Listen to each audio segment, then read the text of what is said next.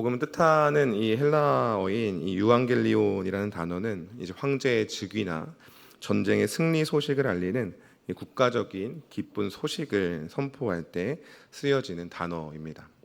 즉 복음은 예수 그리스도께서 이 죄와 사망의 권세를 이기시고 예수님께서 왕으로 즉위하시고 하나님의 나라가 세워지는 그러한 선포인 것이죠.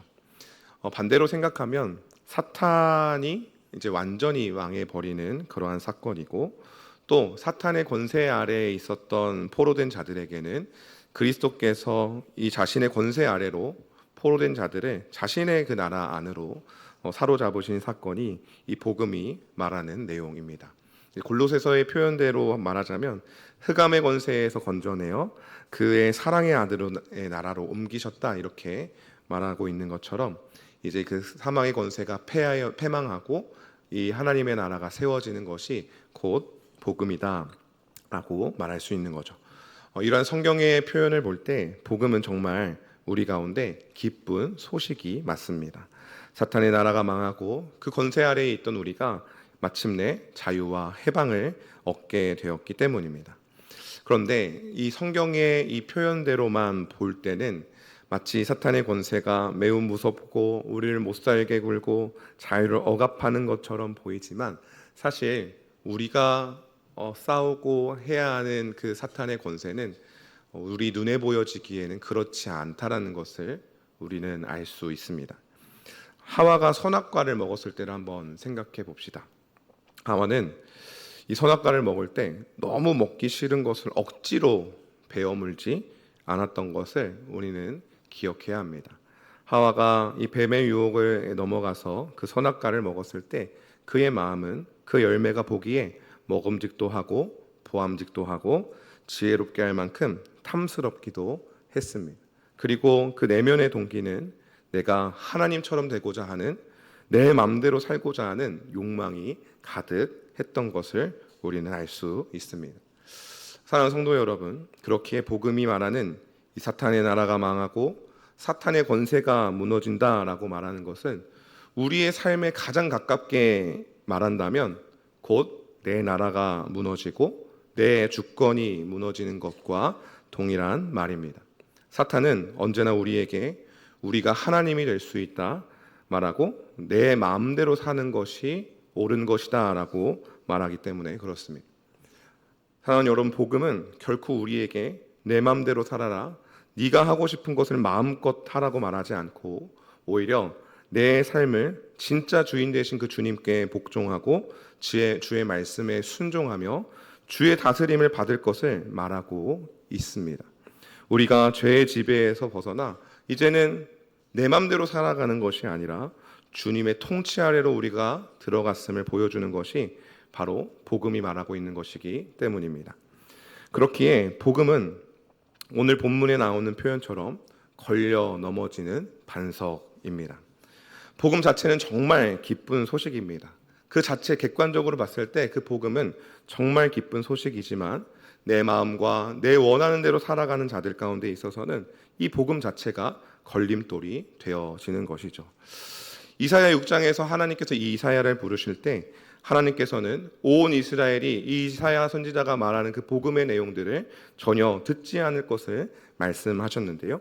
우리 이사야서 6장 10절 말씀을 함께 읽어보겠습니다. 시작. 이 백성의 마음을 둔하게 하며 그들의 귀가 막히고 그들의 눈이 감기게 하라. 염려하건대 그들이 눈으로 보고 귀로 듣고 마음으로 깨닫고 다시 돌아와 고침을 받을까 하노라 하시기로. 아멘. 하나님께서 이 백성들의 마음을 둔하게 하시는 것이 아니라 이사야가 하나님의 말씀을 아무리 대언한다 할지라도 이 유다 백성의 마음이 완악하고 둔하여서 하나님의 말씀을 듣지 않을 것이고 하나님의 말씀에 순종하지 않을 것이고 끝내 하나님의 심판에서 벗어나지 못할 것을 말한다라고 하는 것이죠. 하나님께서는 왜 듣지도 않을 말씀을 이사야 가운데 전하라고 하시는 것일까요? 그냥 완악한 백성들을, 패역한 백성들을 그저 심판하시면 되는데 왜 말씀을 전하라 하시는 것일까요? 우리 이사야 6장 13절 말씀도 함께 읽어보겠습니다. 시작. 그 중에 10분의 1이 아직 남아있을지라도 이것도 황폐하게 될 것이나 밤나무와 상수리 나무가 배임을 당하여도 그 그루터기는 남아 있는 것 같이 거룩한 씨가 이 땅에 그루터기니라 하시더라. 아멘. 그러니까 하나님의 복음을 정말 복음의 말씀으로 걸려 넘어지는 반석이나 걸림돌로 이 복음을 여기는 것이 아니라 정말 그 통치에 순종하고자 하는 그러한 아주 소수의 사람들이 있을 것이기 때문에 하나님께서는 이사야로 하여금 그 복음을 선포하라고 말씀하신 것이죠. 이 그 자리에서도 다 멸망을 당하여야 하는 그 자리에서도 그루터기와 같은 아주 적은 사람이 하나님의 복음에 반응한다라고 하는 것입니다. 그런데 그 전에 이사야는 반드시 이 나라가 멸망으로 치닫는 것을 보아야 합니다. 그 뒤에나 그 그루터기와 같은 자들을 이사야는 볼 수 있게 되어지는 거죠. 이제 6장을 넘어서 이사야 7장과 8장에 이어지는 말씀은 하나님께서 이사야에게 말씀하셨던 것처럼 이 완악하고 제멋대로인 유다의 모습을 잘 보여주고 있습니다. 7장으로 넘어가면 북이스라엘 왕인 베가와 아람의 왕인 르신이 함께 동맹하여서 남유다를 공격합니다.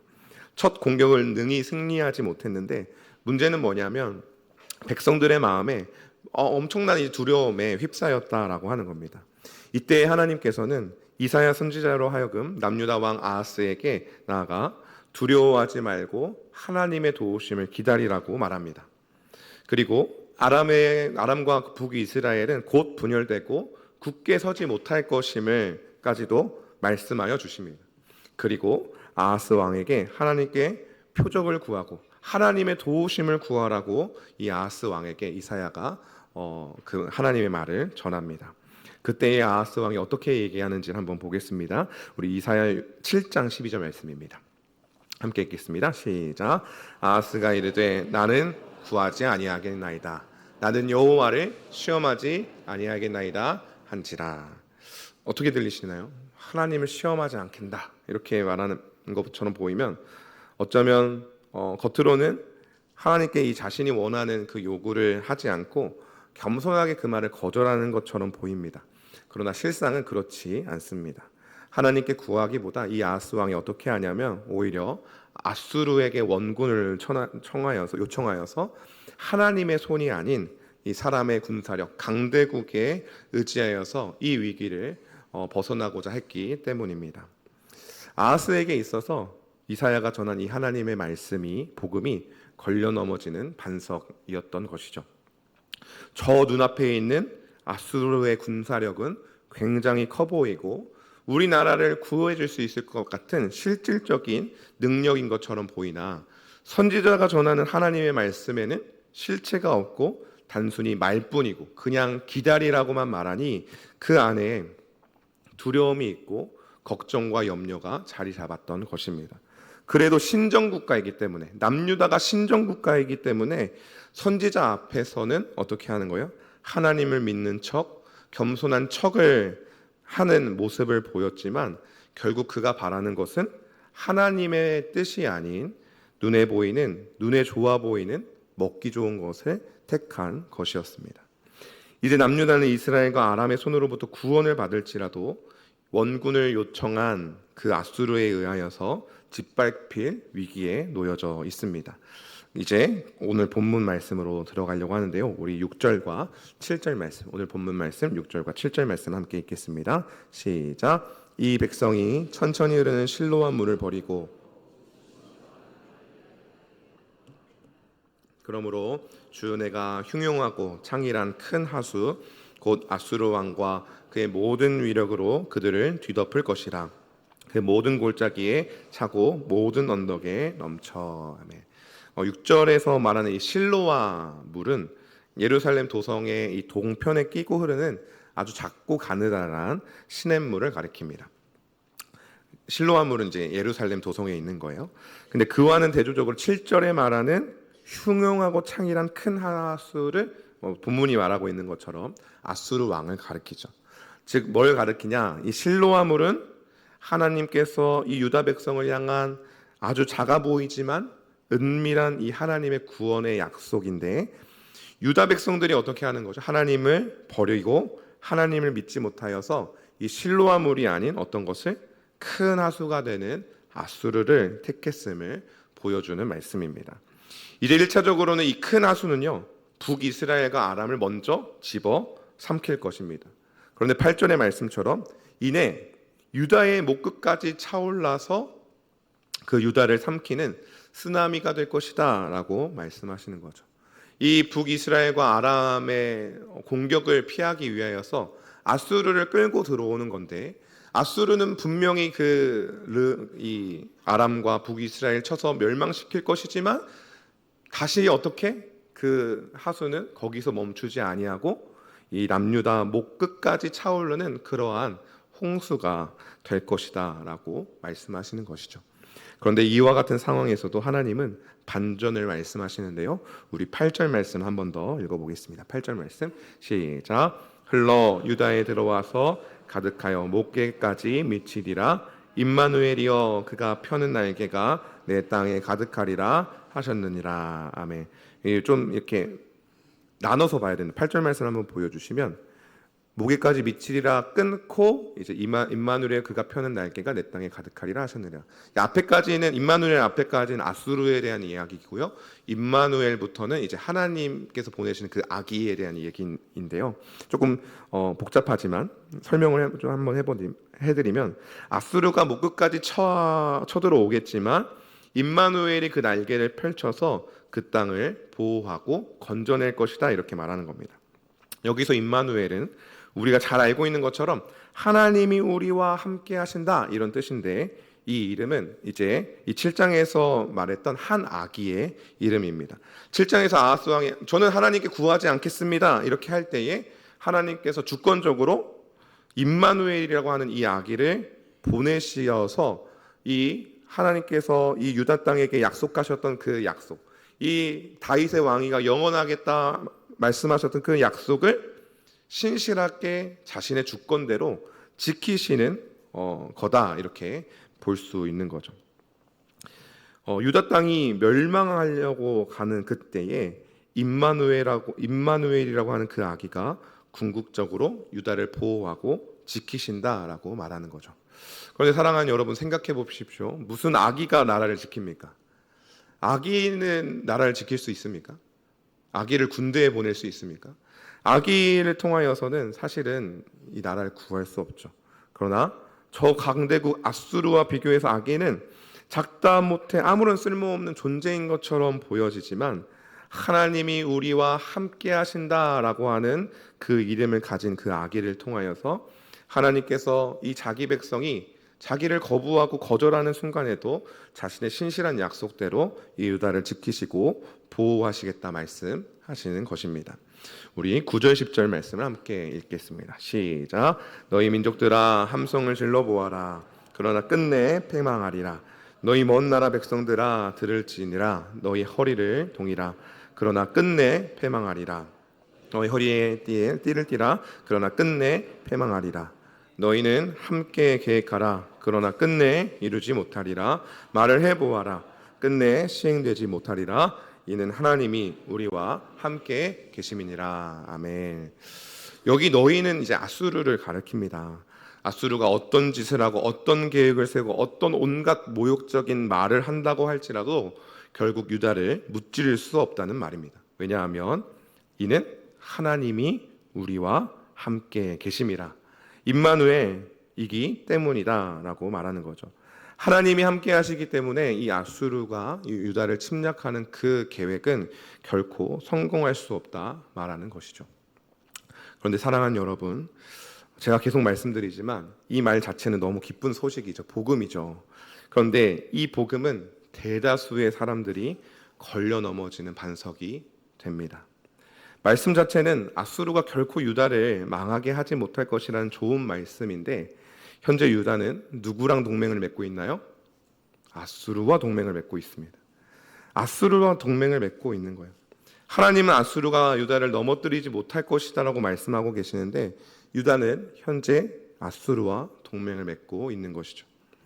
현재 남유다는 아수르가 함께하면 태평성대를 누릴 것을 꿈꿉니다. 그런데 이 아수르는 결국 남유다를 집어삼키려고 하는 원수가 된단 말이죠. 그리고 이 아수르는 그와 같이 표현하는 것은 현재 이 원수라고 표현하는 것은 현재 남유다에서는 마치 반역하는 일과 같았습니다. 우리나라로 따지면 일제감정기에 우리를 도와준 미국을 버려야 한다라고 말하는 것과 마찬가지인 거죠. 12절 말씀에 이제 성경책을 한번 보시면 12절에 말하는 것처럼 백성들이 반역자가 있다 이렇게 말할 때 이 반역자는 다른 사람이 아니라 아수르와 유다의 동맹을 반대하는 사람들을 가리킵니다. 이사야 같은 사람들을 가리키는 거죠. 그러니까 하나님이 말씀하시는 것과 현재 눈으로 흘러가는 상황이 정반대의 상황에 놓여져 있는 겁니다. 아하스 왕과 백성들은 말하는 거죠. 이사야한테. 이 아수르를 붙잡았더니 눈앞에 있는 대적이 손쉽게 다 해결이 되는데 도대체 뭐가 문제라고 이야기를 하는 거냐. 너야말로 이 유다 땅을 아끼지 않는 거 아니냐. 너가 무슨 선지자냐. 라고 그렇게 말하기 딱 좋은 상황이다라고 하는 거죠. 그런데요. 이 사람들의 말은 어떻죠? 결코 시행되지 못합니다. 그러니까 이 북이스라엘과 이 아람 땅은 멸망할지 모르지만 이 태평성대를 누리지 못하는 거죠.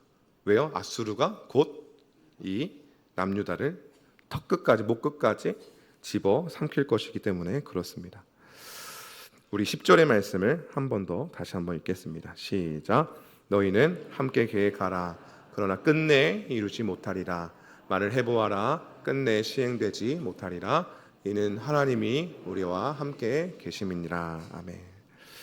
여기 너희는 아수르를 가리키는 말이지만 결국 이 세상의 권력을 쫓아 살아가는 모든 사람을 가리키는 말입니다. 눈에 보이는 먹음직도 하고 보암직도 하고 지혜롭게 할 만큼 탐스럽기도 한 이것을 따라가는 모든 자들의 계획은 결코 시행되지 못하고 끝내 패망할 것이다 라고 말하는 것입니다. 왜요? 하나님이 우리와 함께 하시기 때문에. 하나님이 우리와 함께 하시기 때문에 우리의 모든 계획이 실패할 것이다 라고 말하는 것입니다. 우리의 욕망대로 구하는 기도와 우리의 욕망대로 하나님이 이루어 주시기 원하는 온갖 탐욕에 쌓여있는 신앙생활과 하나님의 뜻과 하나님의 나라가 아니라 내 나라와 내 뜻을 세우기 위한 모든 계획과 우리의 모든 행위들은 아무리 함성을 지르고 아무리 많은 일을 하고 아무리 힘을 쓰고 노력한다고 할지라도 결코 승리할 수 없고 패망할 것이다 주님이 말씀하고 계시는 것입니다. 사랑하는 성도 여러분, 성경은 임마누엘 하나님이 우리와 함께 하실 때 우리가 만사 형통할 것이다 라고 말씀하십니다. 사랑하는 여러분, 그 만사 형통을 어떻게 생각하고 계십니까? 혹 그 만사 형통에 대하여서 이 세상의 일만 생각하고 있다면 세상 사람들이 바라고 원하는 욕망과 크게 그 만사 형통이 다르지 않다고 한다면 아마 하나님이 우리 가운데 주시는 만사 형통은 우리를 망하게 하시는 것일 가능성이 높다라고 말하는 것이죠. 사랑하는 여러분, 우리 하나님이 나와 함께 하신다라고 말씀하시고 임마누엘 되신다라고 말씀하셨을 때 나의 인생은 괜찮은 인생입니까? 아니면 망하는 인생입니까? 임마누엘이 우리의 인생에 복이 됩니까? 아니면 내게 멸망을 가져다 주는 것입니까? 임마누엘은 항상 하나님의 백성들 가운데 승리와 희망이지만 하나님을 대적하는 자들에게는 하나님의 뜻에 서지 않는 자들에게는 패망과 절망을 가져다 주는 것이기 때문에 그렇습니다. 그 이야기를 이사야가 이어서 하고 있는데요. 우리 14절과 15절 말씀을 함께 읽겠습니다. 시작. 그가 성소가 되시리라. 그러나 이스라엘 두 집에는 걸림돌과 걸려 넘어지는 반석이 되실 것이며 예루살렘 주민에게는 함정과 올무가 되시리니 많은 사람들이 그로 말미암아 걸려 넘어질 것이며 부러질 것이며 덫에 걸려 잡힐 것이니라. 아멘. 그러나 이스라엘의 두 집에는 걸림돌과 걸려 넘어지는 반석이 되실 것이다 이렇게 말씀하십니다. 아수르에게 걸려 넘어지는 반석이 아니라 하나님의 백성이라 불리는 이스라엘의 두 집, 북이스라엘과 남유다에게 하나님의 이 말씀의 이 복음의 말씀이 걸림돌이 될 것이다 이렇게 말씀하십니다. 그가 성소가 되시리라라는 말씀은 하나님이 그들의 보호처가 되어 주시겠다라는 말씀입니다. 달리 말하면 계속 이야기한 것처럼 그들에게 임마누엘이 되어 주시겠다라고 말씀하시는 것입니다. 하나님을 진정한 도움으로 생각하고 의지하고 신뢰하는 사람에게는 진정으로 하나님이 진정한 피난처요 안식이 되어 주실 것입니다. 그러나 14절과 15절이 이야기하는 것처럼 이스라엘 두 집에는 걸림돌과 걸려 넘어지는 반석이 될 것이다라고 말씀하십니다. 함정과 올무가 될 것입니다. 많은 사람들이 임마누엘 되신 하나님으로 말미암아 걸려 넘어질 것이며 부러질 것이며 사로잡힐 것이다라고 말하고 있습니다. 왜 그렇습니까?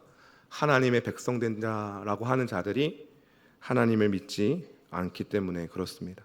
하나님이 아닌 다른 것을 붙잡으면서 살아가고 있기 때문에 그렇습니다. 그렇게 사도 베드로도 이렇게 말하는데요. 우리 베드로전서 2장 7절과 8절 말씀입니다. 함께 읽겠습니다. 시작. 그러므로 믿는 너희에게는 보배이나 믿지 아니하는 자에게는 건축자들이 버린 그 돌이 모퉁이의 머릿돌이 되고 또한 부딪히는 돌과 걸려 넘어지게 하는 바위가 되었다 하였느니라. 그들이 말씀을 순종하지 아니함으로 넘어지나니 이는 그들을 이렇게 정하신 것이라. 아멘. 예수 그리스도는 우리 믿는 자들에게 모든 것을 다 주고 우리의 온 인생을 다 바추어서 사야 하는 값지고 아름다운 보배이십니다. 그러나 믿지 않는 자들에게는 그 가치를 몰라보고 버려지는 것이죠. 그러나 그 버려진 돌이 아무것도 아닌 것이냐? 그렇지 아니하고 오히려 그 돌이 머릿돌이 되고 다니엘서의 환상과 같이 모든 우상을 부수고 홀로 우뚝 서는 살아있는 돌이 되시는 것입니다. 사랑하는 성도 여러분, 그러므로 우리는 하나님을 향한 바르고 참된 믿음을 가지고 있어야 할 줄 믿으시길 바랍니다. 어려운 상황에 처하게 될 때 더더욱 깨어서 우리 주님을 의지하여야 합니다.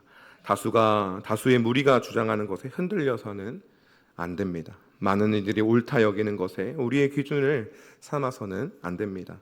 이사야의 시대에도 하나님의 말씀을 따라 살아가는 사람들은 아주 극소수에 불과했습니다. 우리의 기준을 오직 이 하나님의 말씀에 삼아야 하는 줄 믿으시길 바랍니다. 하나님이 그렇다 말씀하시면 그런 것이고 하나님이 아니라 말씀하시면 아닌 것입니다. 오직 두려워하고 의지하고 도움을 청할 뿐이 오직 우리 주 하나님 한 분밖에 없음을 믿으시기를 바랍니다.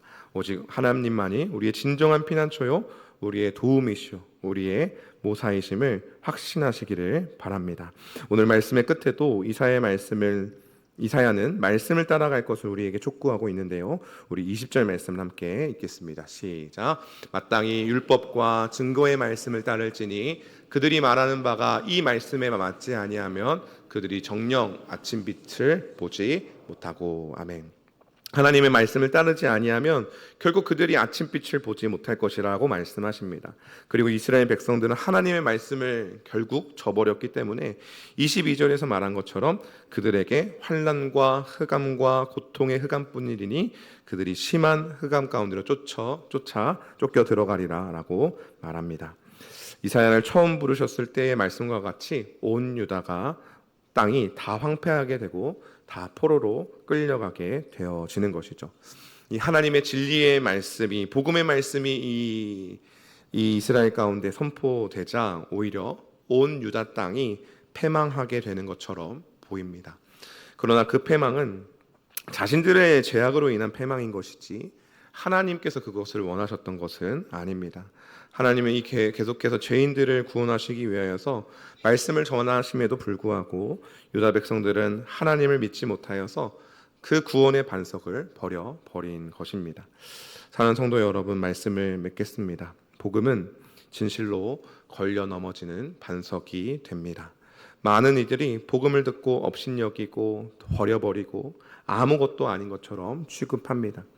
왜냐하면 겉으로 보기에 하나님의 말씀은 정말 겨자씨 하늘처럼 보잘것없어 보이기 때문에 그렇죠.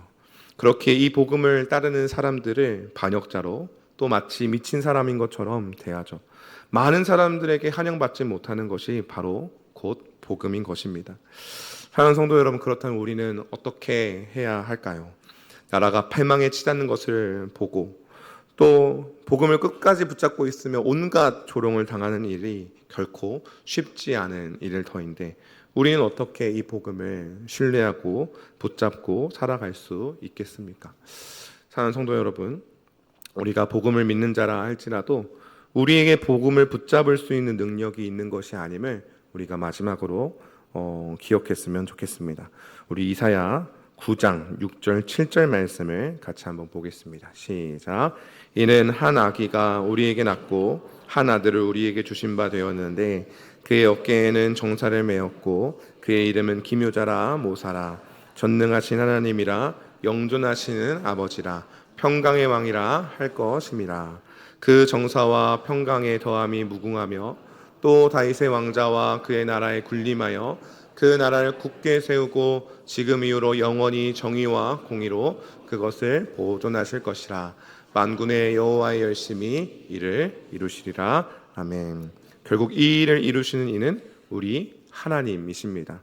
한 아기로 오시는 임마누엘, 약하디 약한 보잘것없는 모습으로 오시는 겸손의 왕이신 우리 주 예수 그리스도로 말미암아 이 일이 이루어지는 것임을 믿으시길 바랍니다. 아무도 이 복음을 신뢰하지 않고 복음을 가치 없는 것처럼 치부해버리는 이 세상 가운데서도 이미 우리 주님께서 그 십자가로 말미암아 이미 승리하신 줄 믿으시길 바랍니다. 모든 역사가 하나님의 말씀대로 이루어진 것처럼 마침내 우리 주님께서 이 땅 가운데 다시 오실 때 그루터기와 같은 남은 자들이 있어서 하나님의 복음대로 살고 하나님의 말씀대로 순종하면서 살아갔던 그 사람들이 하나님의 부르심을 받아 그 나라가 회복되어질 줄 믿으시길 바랍니다.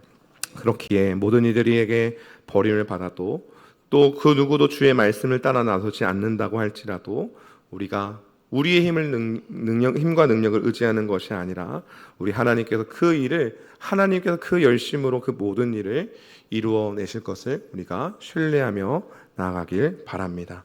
그 누가 막을 수 있겠습니까? 만군의 여호와께서 이 일을 행하실 때에 그 앞에 서 있을 자가 누가 있겠습니까? 사랑하는 여러분, 그렇기에 복음이 세상에서 조롱을 당하고 내 눈에 보기에는 아무 열매도 맺혀진 것 같지 않고 오히려 복음을 따라 살아가면 살아갈수록 더 망해버리는 것 같은 나의 인생이라 할지라도 우리가 낙심하지 않고 끝까지 이 복음을 붙잡고 살아가는 우리 모두가 되기를 바랍니다. 복음이 많은 사람에게는 걸려 넘어지는 반석이 되지만 믿는 우리에게는 결코 흔들리지 않는 반석, 우리의 구원의 반석이 되는 줄 믿습니다. 주님의 이 약속 믿으며 담대히 나아가는 저와 여러분 되시기를 주님의 이름으로 축복합니다. 아멘. 기도하겠습니다. 거룩하신